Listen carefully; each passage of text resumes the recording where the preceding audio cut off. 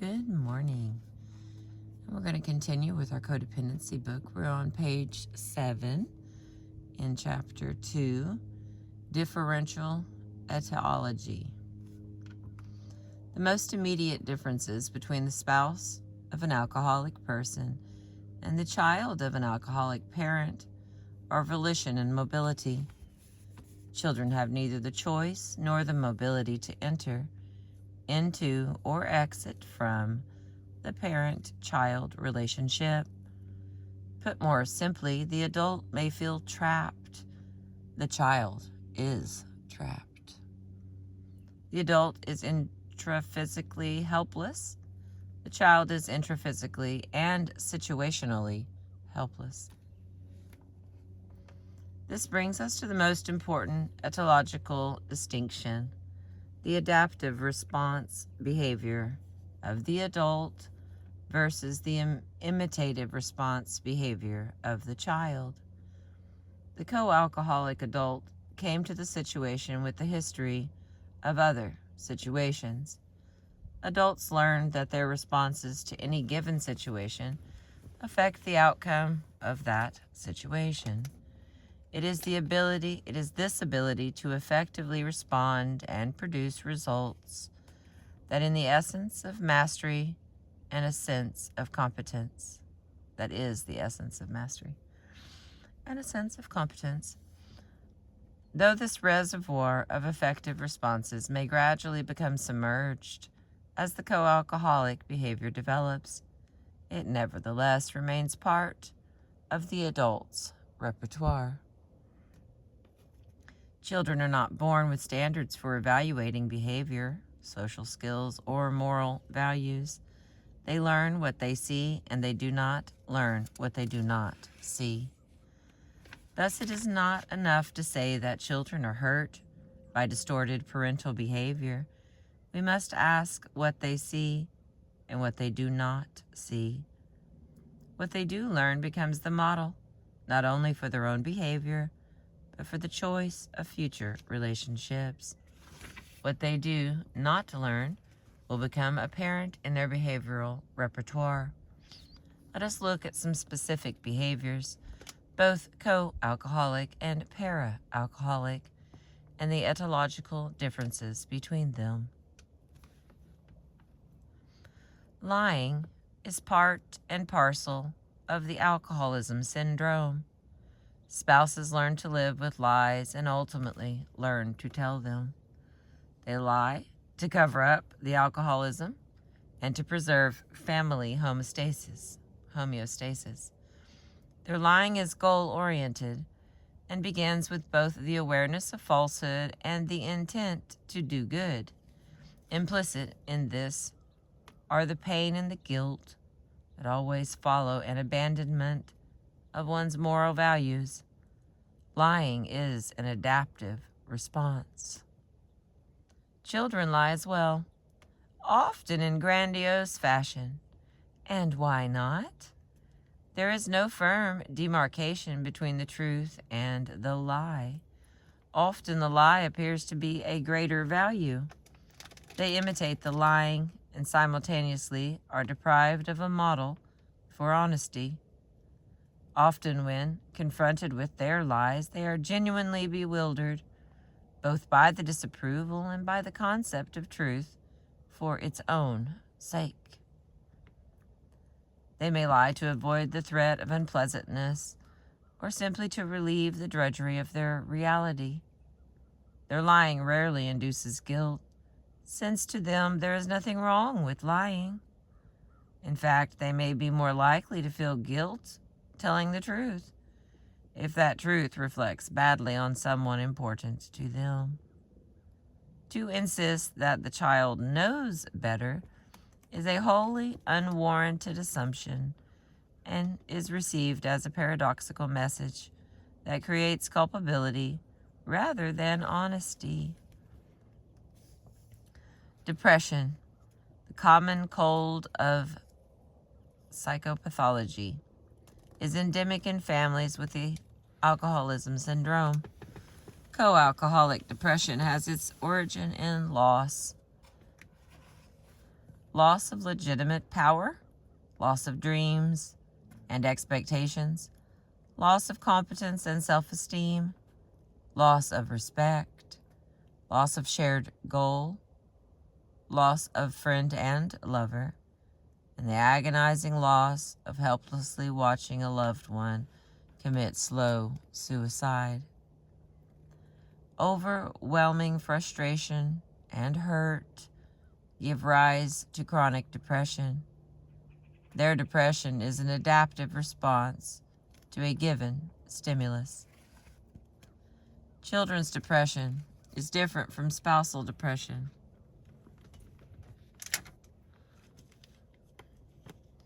There is depression that comes not from loss, but from deprivation. Numerous studies have been done on the effects of parental deprivation from infancy through adolescence. While the age of the child at the onset of deprivation is crucial and can mean the difference between reversible and irreversible damage. All of the studies demonstrate similar outcomes: depression, helplessness, and hopelessness. Seligman, in his excellent research on learned helplessness, has called early childhood the dance of development, and points out that when parents are focused elsewhere, there is no partner for that dance, because the family with the alcoholic syndrome has altered its purpose from providing mutual support and caring to controlling the alcoholism. Even the co-alcoholic parent is often unavailable or simply too exhausted and depressed to interact with the children.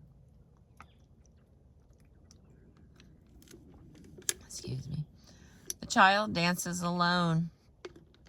Children learn that no one is there for them when they are in need. To assume that children's depression is based on a loss of self-esteem is to assume that self-esteem developed in the first place.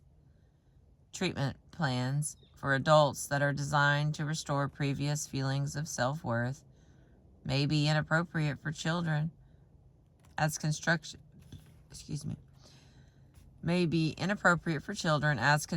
plans that begin with the roof. To instruct them to behave as if is to reinforce an artifice that they already know too well and to deny the reality of their hurt, thus implying willful gain and culpability. Denial is the common currency of troubled families. In families with the alcoholic syndrome, flattened affect, or the inability to display or express a full range of feelings, is almost invariable. Denial of the problem drinking requires, denial of the problems that it causes. Concomitant with denial of the problem is denial of the feelings that the problems produce.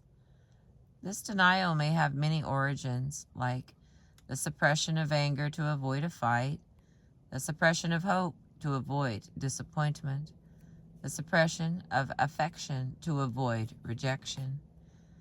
There are, I believe, two motivations for spouses to suppress their feelings. One is the reluctance to admit that the marriage is not working. There is a great deal of loss in that admission. Loss of the wedding day dream, loss of societal and parental approval, loss of self-esteem. To admit that the marriage is not working due to alcoholism is perceived by most spouses as not only failure, but a personal failure. The feelings are seen as wrong, because failure to maintain the marriage is wrong. By suppression of their feelings, they can deny externally the very thing that is so evident internally. Suppression conserves the illusion, but they are well aware that it is an illusion. The second motivation is connected to the first. Suppressing feelings preserves the situation. We're to fully acknowledge the loss and the anger, the frustration and the fear, would be to acknowledge necessity for change. The feelings are seen as dangerous because strong emotion is the impetus for action. When spouses suppress their feelings, they block their own actions. Flattened affect in children is more complex. First of all, they do not have a model for the identification of a wide range of feelings. As parents suppress their feelings, they cease to discuss them, and the children do not develop an adequate vocabulary of feeling words to describe their emotions. Feelings that cannot be named cannot be talked about.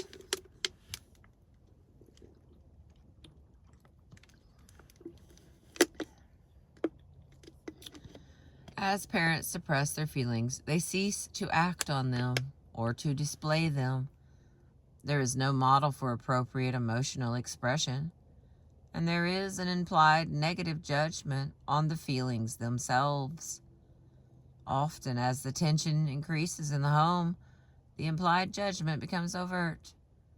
The child learns initially that expressing the feelings is wrong, and eventually that having feelings is wrong.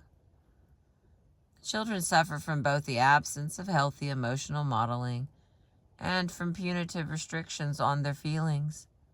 They repress their feelings in order to block other people's actions. To assume that these nice, well-behaved children do not feel the pain, rage, and frustration that have been repressed is to perpetuate the rejection and denial under which they already labor. Such an attitude will continue to fill our clinics with children and adults who, when asked what they feel, will honestly answer, "I don't know."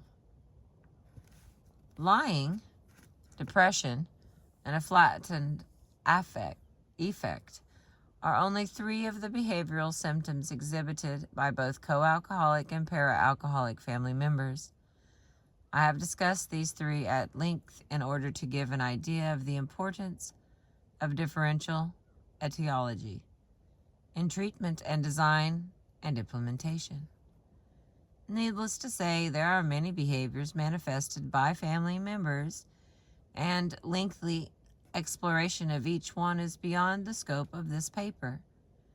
Therefore, I will present some of these behaviors in parallel columns with their etiological differences, as well as some behaviors that are uniquely para-alcoholic, but that I think are often misinterpreted. Excuse me. This list could go on, but my purpose here is not to be exhaustive, but stimulating. Recognizing the etiological differences between co-alcoholics and para-alcoholic behavior is crucial in designing and implementing treatment programs for children, whether young or adult. From families with the alcoholism syndrome. Many of the distinctions may seem subtle, but if we return to those 2 basic roots of these distinctions, we can readily see the importance of careful observation. Children are not in the family by choice, nor can they leave. They are trapped and without resources. Adults are in the family only on their own volition. They may feel trapped and may ignore their resources, but the resources are still there. An 8-year-old child simply cannot say, "I don't like this anymore. I'm going to get a job and move out." All right, here's the list. All right, let's see if I can slip this up in here. It's so bright I cannot see.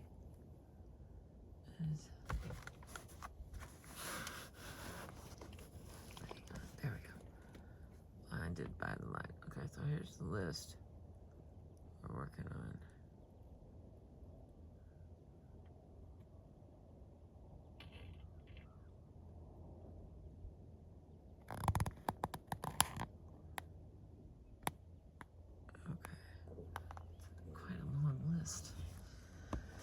Okay, the behavior or set. Grandiosity. A co-alcoholic is often based on a real assessment of task, a sort of martyrdomed egotism at having done the work of two people. A para-alcoholic, on grandiosity, defense mechanism that is vital in preserving the nascent ego from collapse, often based on fantasies of future success or revenge. The behavior, or set, is lack of trust. The co-alcoholic is disappointment in spouse, often based on naive belief that the spouse will or can be changed. Initial trust disintegrates. But the lack of trust for a para-alcoholic, which is the child, trust never develops due to inconsistent, unpredictable parental behavior, lying, broken promises, etc. No visible model of trust, no comprehension of trust as value. The behavior is blaming or projecting. For the co-alcoholic, it is a fear of admission of failure to make marriage work, avoidance of responsibility for making change in own attitude or behavior. Blaming and projecting for the para-alcoholic has never learned realistic consequences of behavior. Consequences often lacking altogether or extremely punitive. No adult model for taking responsibility. No model of separateness, of boundary. The behavior, or set, is lying. For the co-alcoholic, they learn to live with lies and then begin to tell them. They are aware of the falsehood and the intent to do good. It is guilt-inducing. For the para-alcoholic, lying, no model for discriminating between the truth and lie, no concept of value of truth, and guilt is rare. Depression. The co-alcoholic, based on loss, frustration, and what might have been. But for the para-alcoholic, it is 1, deprivation, helplessness, and loneliness. 2, assuming adult or parental role without adult skill, and there's role confusion. And the 3rd is modeled addiction to depression. The behavior, flattened effect. For the stems largely from denial of drinking and problems, avoiding loss of marriage ideal, block own actions, and suppression. But a flattened effect for a para-alcoholic is a lack of feeling vocabulary, reaction to negative judgment and or direct reprimand, reaction formation, absence of a healthy model, a model of a flattened effect, repression, and they block others' actions. And the next to the last one on this chart, solitude is the behavior. For the antisocial, pathological withdrawal, selfish and snobbish. For the para-alcoholic, solitude has become excessively reactive to others, thus unable to attend to own interests or relax if others are around. Solitude may be peaceful and constructive. The behavior is disruptive. For the co-alcoholic, it's hyperactive, acting out, hostile, and overly aggressive. For the para-alcoholic, disruptive means has never seen logical consequences of their own or parents' behavior. Model of disruptive behavior may be desperately seeking limits. That's chapter 11.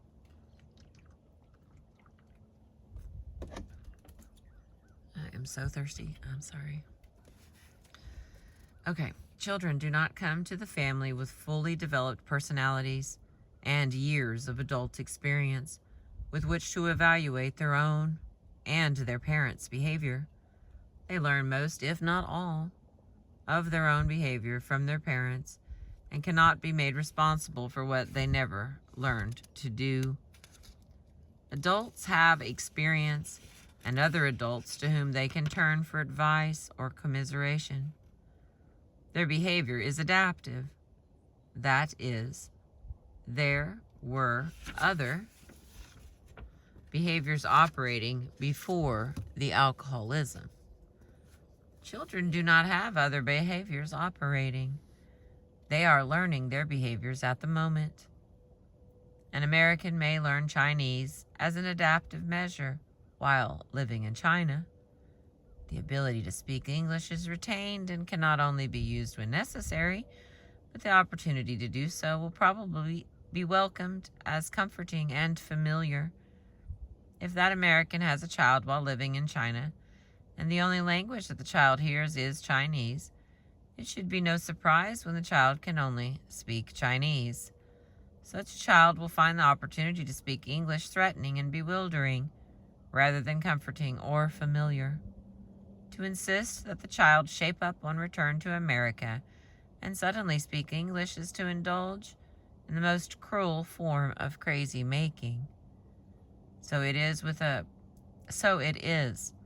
para-alcoholic children. They grow up speaking a very strange language indeed, but it is the only one that they know. To insist that they suddenly speak Normic is to pile crazy making upon crazy making. All right, the next section on page 12. Barriers to effective treatment. In order to provide appropriate and beneficial services to be...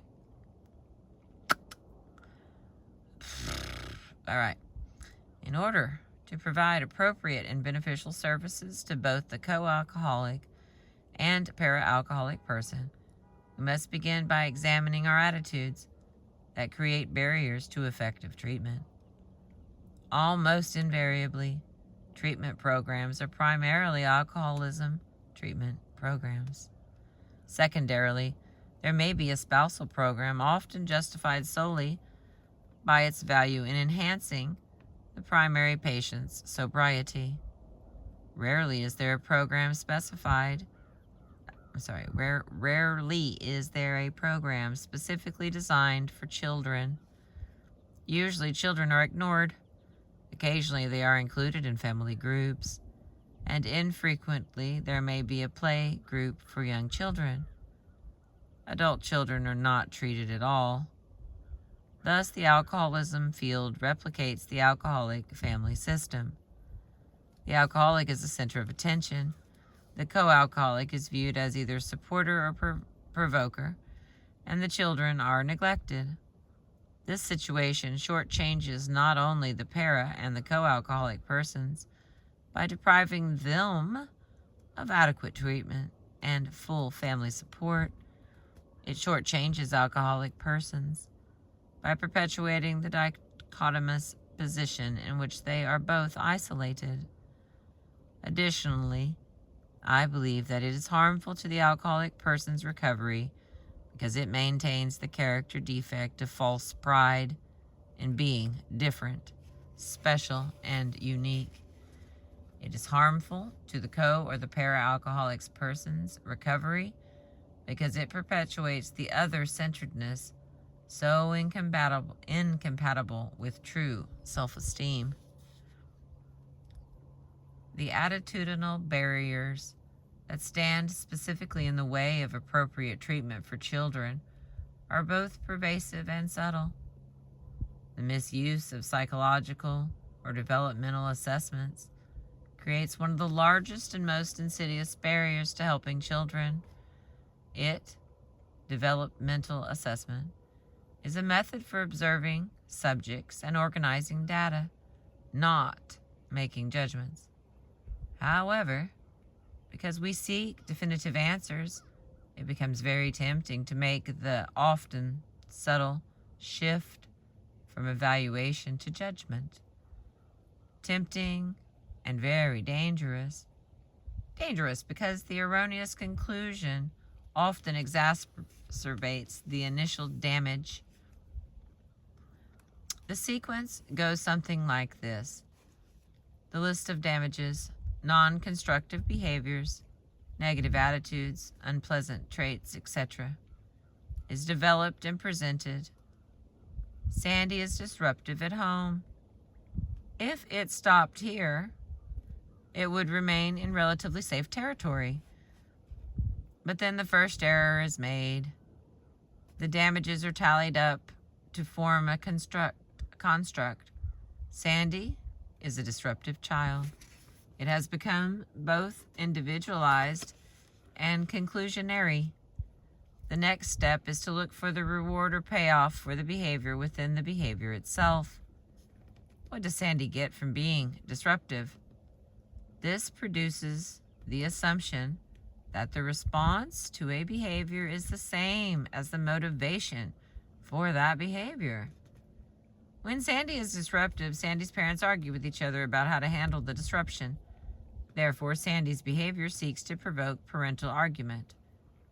Implicit in this is the assumption that non-constructive behavior both seeks and causes negative outcome.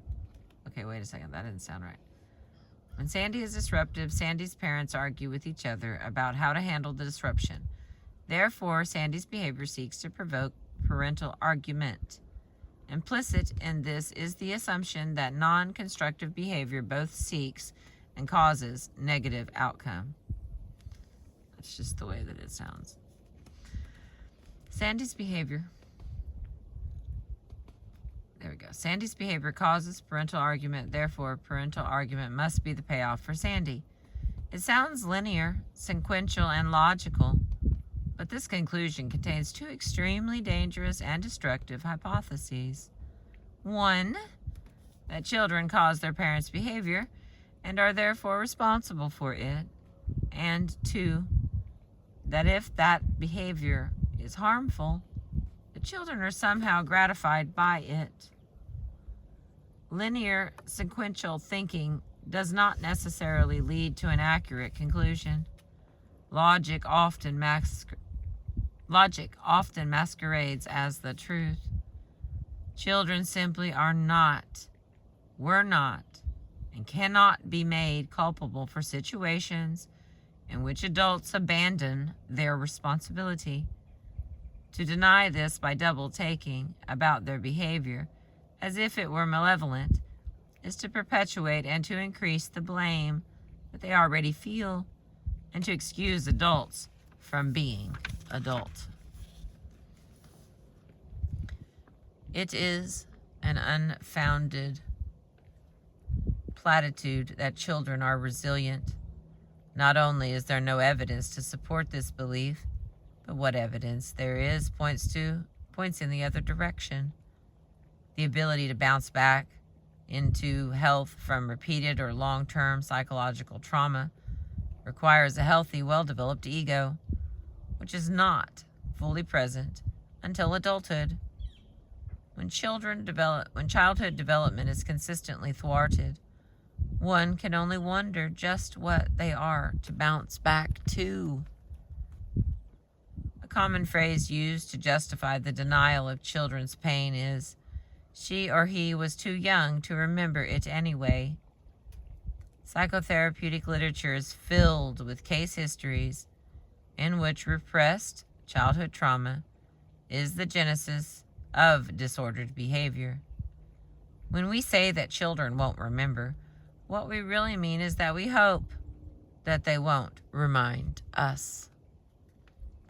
Treatment personnel, therapists, agency staff, parents, social workers, police, government officials, and all of us have one major thing in common. We are all adults. As such, we form an enormous and powerful peer group. One of the primary functions of any peer group, whether it is Hell's Angels or the United States Senate, is to justify and validate each other's behaviors and mores. Thus, it becomes very easy to subscribe to the attitudes that ensure our peer standing. In this case, that children are resilient. They won't be affected by what they cannot verbalize, or that they cause their parents' behavior. As we can all recall from adolescence, it is difficult and threatening to step outside of or to question the actions or beliefs of one's peer group. Taking that risk requires a resilient ego and substantial self-esteem. All of the above barriers to treatment for children are also barriers to full, responsible adulthood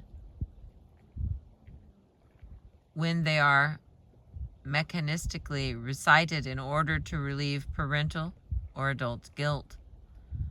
While it is just and worthwhile to try to reduce guilt, it often becomes equated with reducing responsibility for children's recovery. This manifests as lack of services for children and incomplete recovery for adults. The 8th step does not read, "Made a list of all the persons we had harmed and became willing to feel guilty about it." Guilt is the refuge of the self-centered, a refuge in which we can hide from responsibility. Consider the interior monologue of the guilt-ridden. "I was bad. I'm no good. No one likes me. No one respects me. Me. Guilt requires no interaction with other people. It requires no action at all. Responsible action is the antithesis of guilt and the footwork of making amends. Making amends not only repairs damage, it cancels guilt and restores self-esteem. Making amends to children means providing treatment for them, treatment that is based on their needs, not the agency's needs or the parents' needs. Often when children are included in treatment programs, they are put into groups with the co-alcoholic parent. This is inappropriate for several reasons. And then here those reasons are listed. Looks like there's 4 reasons that it's inappropriate to do this. Number 1, as has been pointed out before, the etiology of their behavior is very different. Yet such groups tend to address the development of co-alcoholic behavior only. Much of the format for co-alcoholic treatment is geared toward ending martyrdom, the "oh, poor me," innocent victim stance that adults use to perpetuate their self-imposed helplessness. Children, on the other hand, are innocent victims. Their helplessness is not self-imposed. It is both situational and learned. Thus, the approach that is beneficial to the co-alcoholic parent is condemnatory to the child. It makes the very real pain and deprivation that they suffer seem to be their own fault, and they take on additional self-blame and inappropriate responsibility. Number 2, the inclusion of children inhibits the co-alcoholic parent from freely dealing with the difficulties of child rearing. It may impose on them the demand to resolve their problems with their children before those problems have even been identified or defined. Number 3, children too may feel inhibited about expressing their anger and hurt about the co-alcoholic parent's behavior. The majority of children in Margaret Cork's study felt rejected and neglected by the non-alcoholic parent as well as the alcoholic parent. This has been borne out in my own observations as well. In interviews with adult children, I have asked this question. Remember yourself as a child needing solace or emotional support. Both parents are available, and the alcoholic parent is neither drunk nor hungover. To whom would you turn? The answer almost invariably was the alcoholic parent, not the co-alcoholic parent. The only consistent exception to this was if the alcoholic parent was physically abusive. In that case, the answer was usually neither one. Perhaps we should stop thinking of these people as children of alcoholics. Children have two parents, not one. They are children of co-alcoholic parents as well and need treatment, even if the alcoholic parent has been out of the family for a long time. And number 4, the lumping together of spouses and children perpetuates the we-they dichotomy that is in itself a barrier to full reconciliation. There is one barrier to children's services that can be turned into an advantage.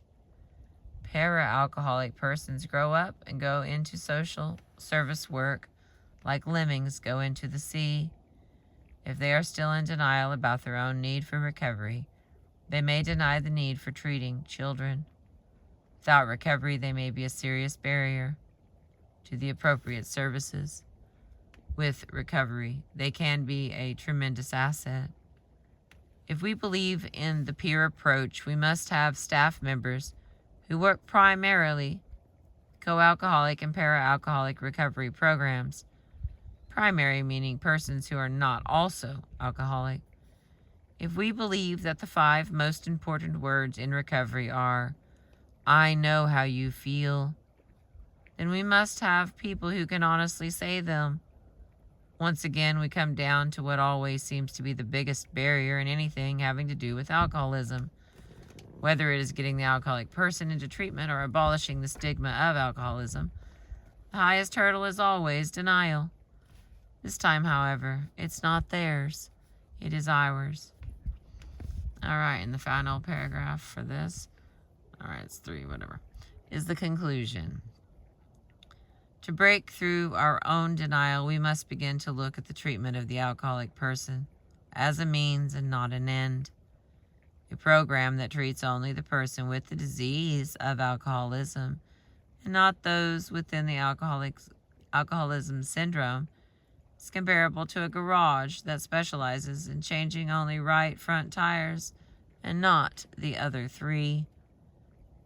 Para-alcoholic and co-alcoholic members have been ignored by the alcoholism field and misunderstood by the mental health field. It was only when alcoholism was differentiated from the mental illness and other diseases that adequate and effective services began to emerge. Adequate and effective services for co-alcoholic and para-alcoholic persons depend on the same kind of differentiation. In order to clarify and understand these separate problems, we need a clear, consistent, and appropriate terminology. We cannot talk about something vaguely, saying that it is sort of like something else, and hope to develop specific treatment programs. We need people. We need people like Sharon Wachschneider-Cruz, Janet Waltzolitz, Margaret Cork, and Claudia Black, whose research and writing have helped us to understand the roles and the reality within the family. We need more pioneering people to start adult children of alcoholics meetings across the country. Most of all, we need ourselves. If we do not provide adequate services for children, they will not go away. They will simply grow up and keep alcoholism treatment programs in business. Perhaps someday someone in one of these programs will wonder why there are so many clients with the same last name. All right. The next paper I'll be reading you is CoDependent Relationships by Kathy Capel-Sauter. Whew. Here's the book I've been reading you. And these are all the names of the people who wrote the papers. Thank you for letting me read to you this morning. I appreciate you.